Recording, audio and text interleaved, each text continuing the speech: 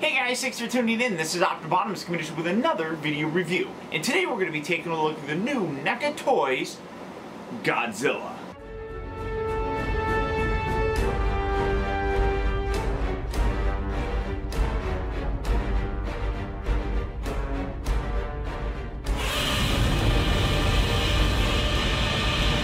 Look at the packaging for it first. As you can see, this is actually, it kind of confuses you because you see the background there, but there's the figure right there. He does come in two different pieces. You do have to put the tail together, and this guy's actually fairly big, roughly about 11 to 12 inches in length. And just looking at the detail on here, it's really very subtle, but incredible. Come around here to the back of the package, and it says, possibly the last of an ancient species of giant amphibious creatures that evolved at a time when the surface of the Earth was over 10 times more radioactive than it is today. Godzilla can convert his radiation stores into a violent, focused exhalation of atomic breath. Rarely seen, but spoken of in ancient Pacific Island myths, Godzilla was last spotted in 1954 when the U.S. Navy encountered and attempted to kill him with an atomic blast in the Pacific Ocean. Since then, the giant creature has been living in the deep ocean until a threat to his survival from an ancient foe forces him to reappear. Really very interesting. Now, I've always been a fan of Godzilla. I don't necessarily know how I feel about the fact that he basically always existed and they tried killing him with nuclear weapons. Because the Godzilla that I grew up with, he was created with those nuclear weapons. So it's a different twist on it, but I am curious to see how it turns out. So in terms of the figure, without further ado, let's get him open and see how cool it actually is. And here we have Godzilla opened up and out of its packaging. And as I said, there is some assembly required. This lower section right here attaches via a ball joint, and that's separate in the package. You do just gotta pop it in there. But look how big this guy gets. Unfortunately, the tail doesn't bend down. Well, I guess, oh, wait a minute. Does that actually... That does have a wire in it. You can tell by the holes underneath the... Wow! That is amazing. I didn't even notice that. I was just stretching it out, but looking at the bottom, it is all a solid rubber piece, and you got these little holes in here, which you see very common in pieces that have a posable tail. I mean, that's amazing. So look how, that is even better. I absolutely love that.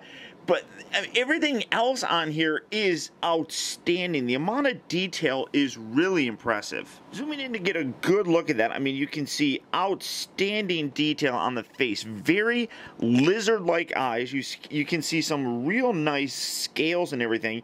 As the package described, the character apparently lives under the ocean. So he's obviously gonna have to have the ability to breathe, but you can see a lot of those gills almost around his neck. I mean, really cool.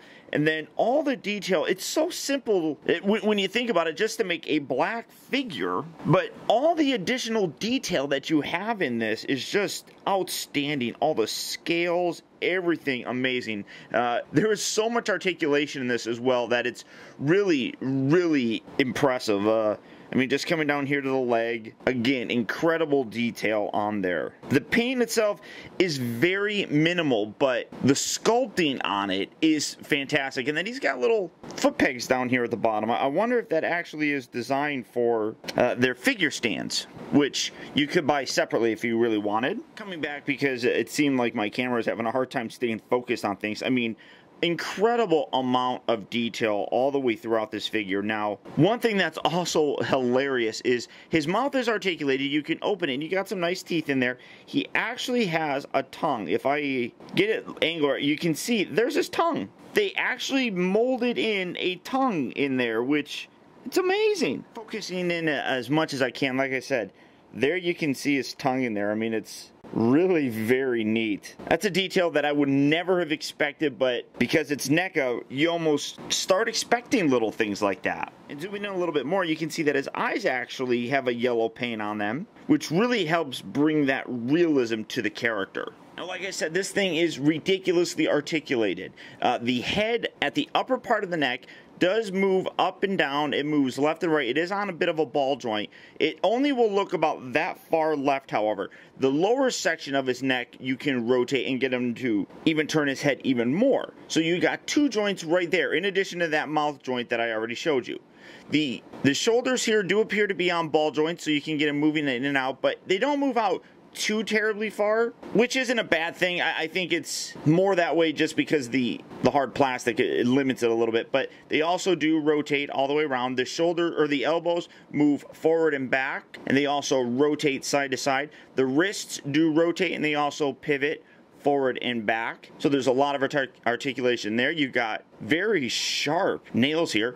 You come down, he does have a waist ball joint, so you can get it pivoting side to side, rotating side to side, moving up and down. When you do move it, it kind of breaks up the spikes here on his back. It doesn't look too bad. I really don't think they did a very good job of incorporating it all in there. And you can only go so far. So, I mean, you can break that up, but it's not too bad. And then all of these are a fairly soft rubber material, which have some give to them. Then you come down to the hips. They are on ball joints as well. They actually feel like they're swivels or something. It's hard, I can't even really tell. Maybe they're on ball joints, but there's a lot of motion. You can see they can sort of pivot out like that, move forward and back. They move in and I mean, it's all over the place.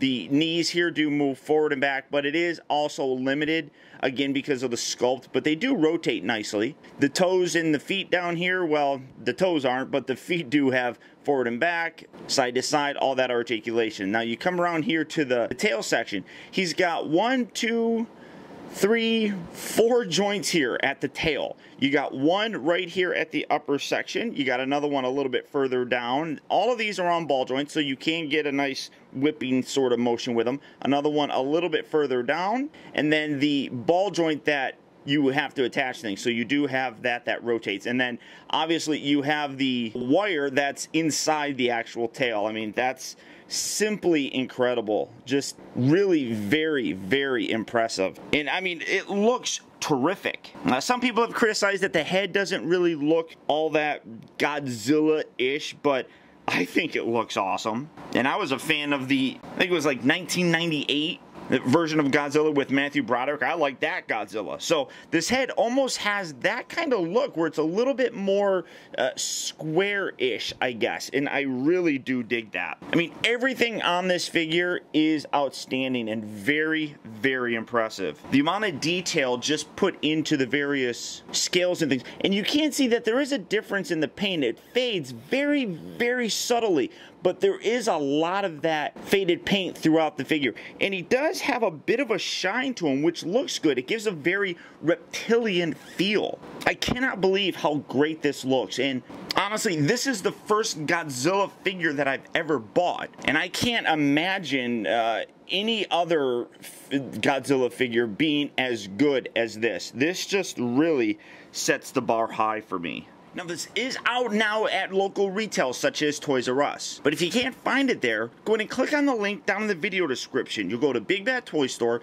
where this guy's also in stock. You can pick him up and you can add him to your collection. And this is a great piece to have. I cannot recommend this enough to you guys.